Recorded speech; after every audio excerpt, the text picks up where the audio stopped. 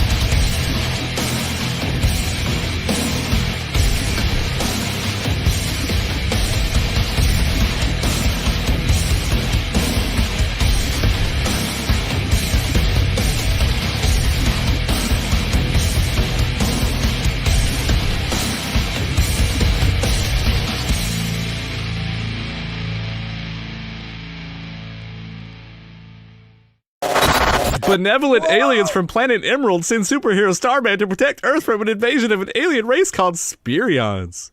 When Starman arrived on Earth, he discovered a conspiracy involving Earth's top scientist, and he must root out the traitors and also stop the impending alien invasion. Starman, attack from space. Starman, attack from space. I discovered a bunch of these. I just love the photo. Anyway,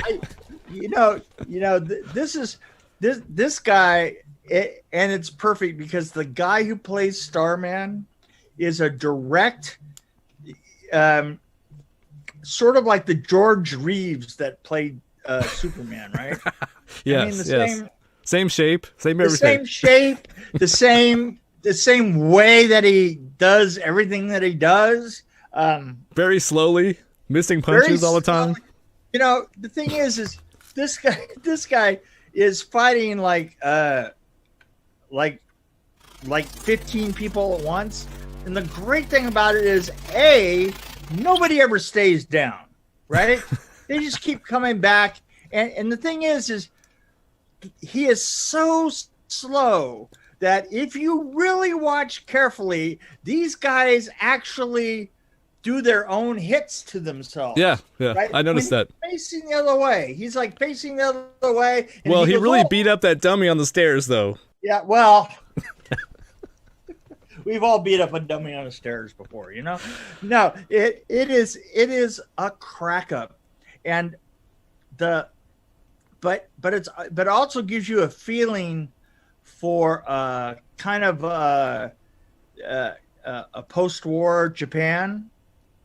You know, there are a lot of vacant buildings. There are, it's like there are piles of rubble that they kind of shoot around every once in a while. And what I think is great, though, is I think that they filmed a whole bunch of these at once, like one right after the other. Well, I think it might have been a bunch of put together, like, they kind of put them all together, I think. Well, the impression I got. No, I mean, if you look, there are several films. There are several films that this guy is doing. The Starman films, there's a whole bunch of them. I really feel bad. I should have done more research on him.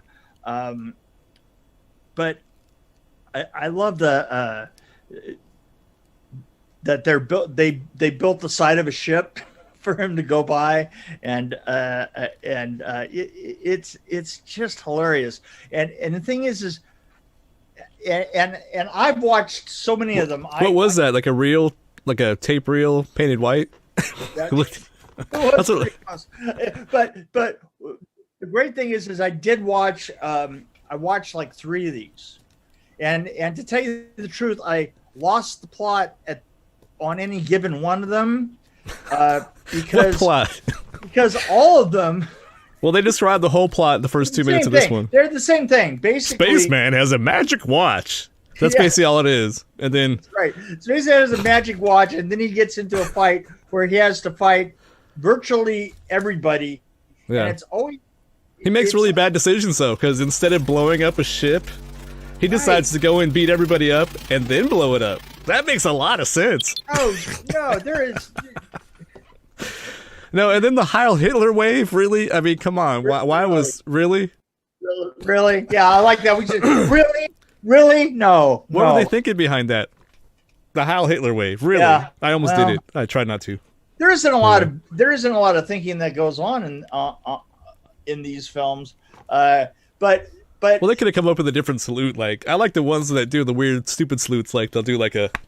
Yeah, that's... Oh, well, yeah. Weird, like, morons from outer space is perfect example. You know, right. Remember, he puts his hand up and tries to cover his name badge because it's wrong. Yeah. Right? And it becomes the salute for the entire facility. But that's the level that this and I can't on. remember Throw Rock from the Sun. They had a really good one, but I can't remember the salute with the big giant head. Right. Yeah, it was something like that. Yeah, right. Yeah, exactly. But I just had a lot of fun with this, especially in getting into a whole bunch of them. I like to go into these films because I know this sounds really strange, but I'm looking for little clues as to what it was like in Japan. Okay. In the 50s. You mean this wasn't shot in space? Well, I thought it was. It was kind of. Well, it was shot in the space between that guy's ears. I almost lost my suspension of disbelief. Is that what you call it? Where he was flying through the air with the girl, and they were both breathing fine. Like, oh yeah, we're in space. Yeah, and they were in space. That was really great. Yeah. And this is the Death Star, really. A Death Star and a weapon that destroys planets. Where have I heard this one before? Let me think. Well, wait a minute. This is. I know this is after this. I'm saying that could have been. Somebody might have borrowed that idea. Is what I'm trying to imply here. Yeah, it's but it goes. That one goes from Buck Rogers all the way. It actually goes Malaise. Méliès. In France, Méliès, right? You know, he's crashes in there. Yeah, it goes from there. Right in the eyeball. Yeah, it keeps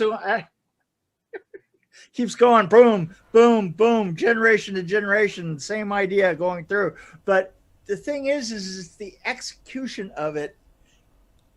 Whoever did this, like, maybe came, and I wonder about this is. Which came first? Was it like George Reeves' TV Superman? Was that first, or was this first? I think that was first, because that was 40s and 50s, wasn't it? Which one? This is like 60s. Oh, is it? Because George Reeves was 60s also. Really? I thought that was like 50s. I don't think so. I think it was... I remember watching it when I was... Well, I mean, I remember watching reruns of it.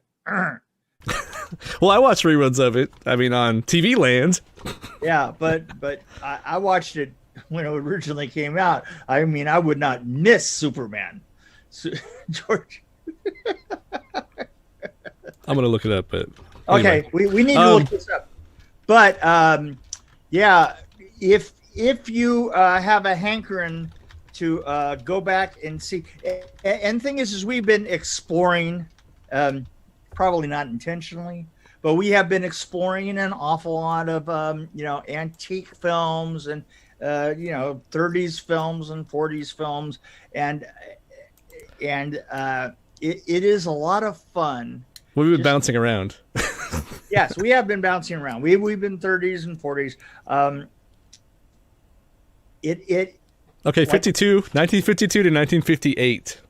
Was what, George Reeves? Superman. The George Reeves Superman, yeah. Oh, so that was a long time ago. Dun, dun, dun. But he did the same poses, like where he'd pose before you do something. No, it was exactly the same thing. And the weird thing is that they got exactly the same body type that you had to have sat there and the director had to went, yeah, okay. Well, I went and watched riff tracks from 2016 when they did this one. Oh, and so did you do this one? I watched it. Just the jokes about his outfit were the best ones, and then the way he changed into the superhero outfit where he spun around. Yeah.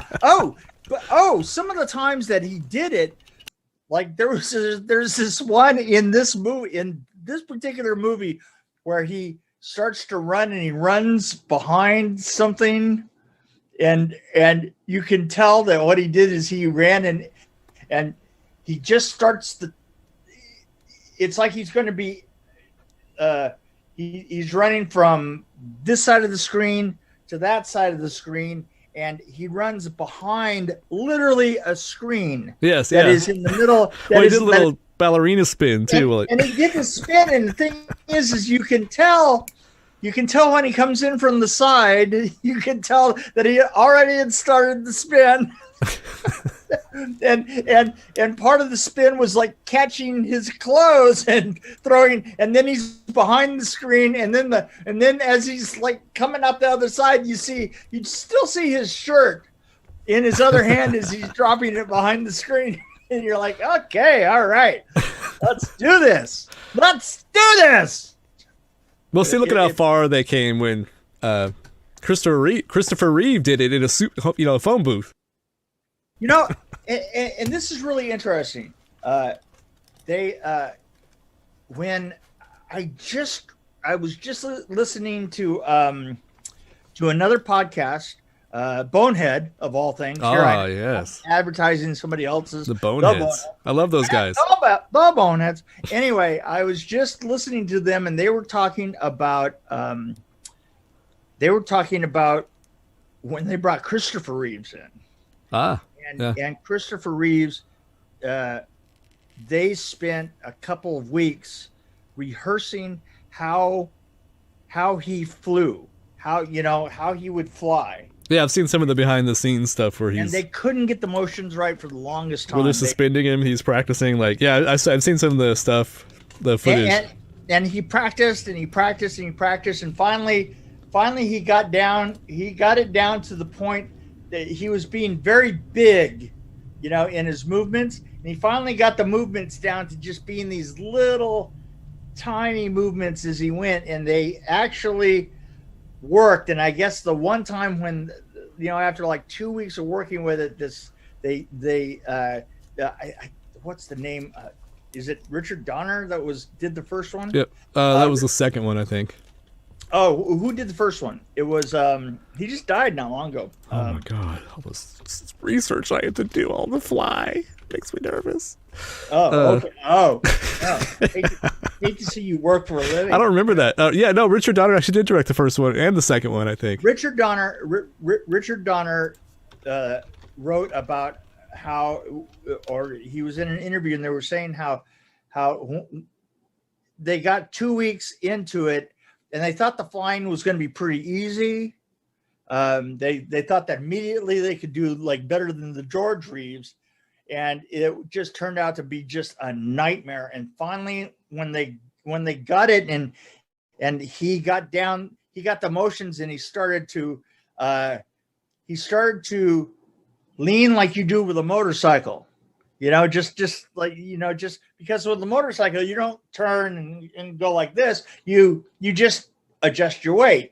And he started to just adjust his weight, and it just moved him over a little bit. And as he adjusted his weight, he just did these little movements with his hand. And the sad thing is, this came in handy later when he was in a wheelchair. Sorry. What was that, too soon? Too soon? Yeah. Here. Wait.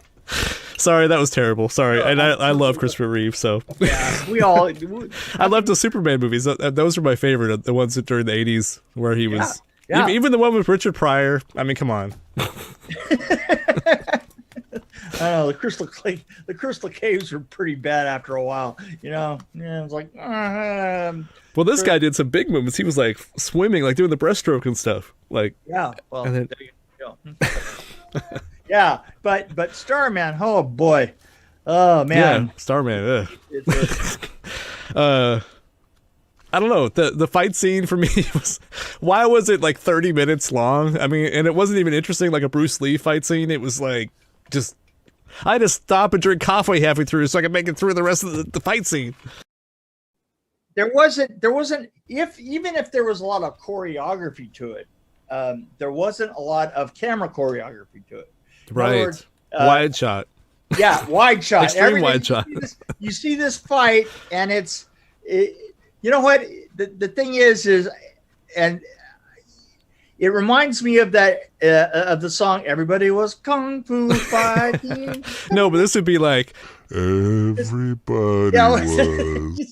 Because everybody's like just like, and you're back far enough so the camera doesn't help you do it. You know, well, they could have cut this up, and then like the best parts were when he was jumping around, like flying to different spots. Right. Oh yeah. And taking the guns and doing the.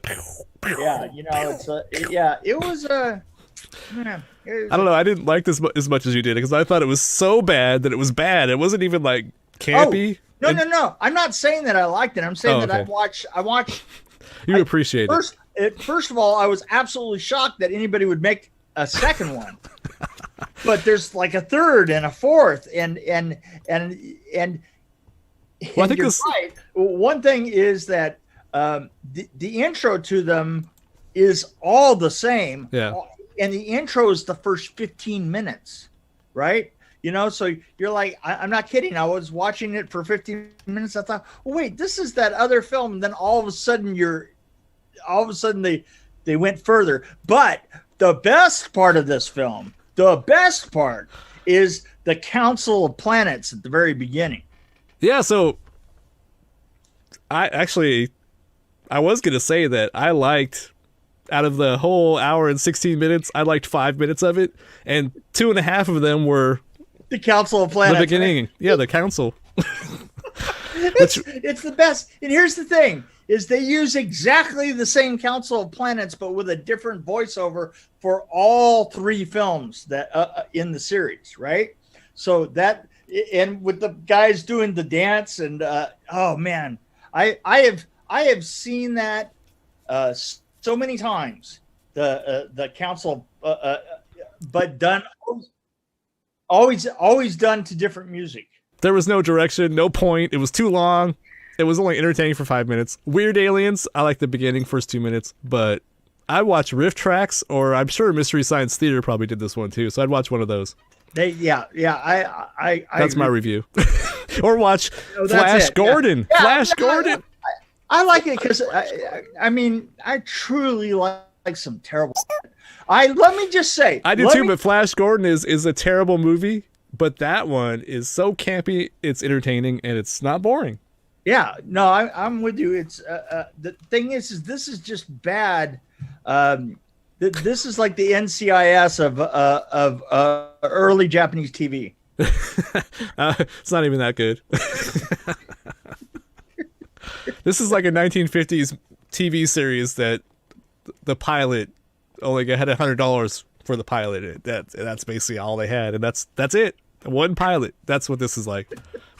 This was the third pilot, and they started out with $100. Although it's a lot like some of those Disney movies that came out in the 60s. Oh yeah. But yeah. Oh, here's my chance to plug The Cat from Outer Space again. See, that was one of my favorite ones. Ah. Anyway. Oh. I'm doing a lot of pointing today. I'm not sure what's wrong with me. Yeah, the 9 Lives of Thomasina. There you go. Okay, so as far as a rating of this, I'm not even sure it deserves that. I'm not really recommending that anybody watch this unless they have like a purely and like I do. I mean, I have a purely archaeological.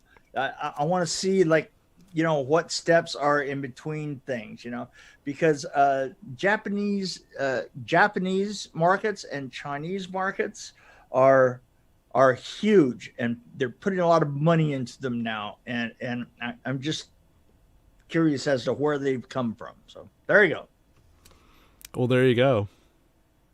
It's even more interesting though if you look at Korean movies, by the way. Like if you look at a Korean movie from the 50s and compare it to now, I guarantee it's different. Don't you think so, Cousin Nate? Yes. Yep. I don't know. I think that, yeah, I see your point, but at the same time, just watch Riff Tracks or Mr. Science Theater if you want to watch this one, and just listen to the guys make fun of it. Yeah, that's more fun. This is totally made to. This is made to make fun of. So we're not giving this a rating at all. We're gonna just give it the like I say. You know, I'm 0.9 at best, and there you go. I'm like at a 0.5 because I gave him a 0.1 for the cool poses. That's about it. But oh, there you go. Well, he had a Superman bar thing down. You know, where he pulls the Superman would grab the prison bars or whatever. And just yeah. He did that with the satellite thing. That yeah. And it looked like it was made out of cardboard, though. Yeah. So, just a sad, anyway, sad thing. It's a sad, sad, sad, sad world. It's a sad world.